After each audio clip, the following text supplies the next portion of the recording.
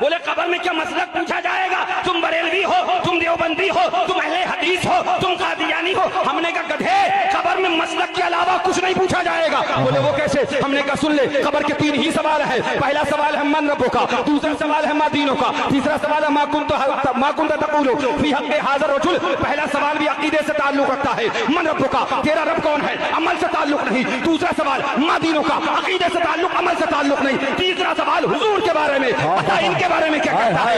यही मसलक है। बरेलवियों का मसलक यह है कि ये मालिको मुख्तार है, ये सय्यदुल अबरार है, ये आका के लाल है।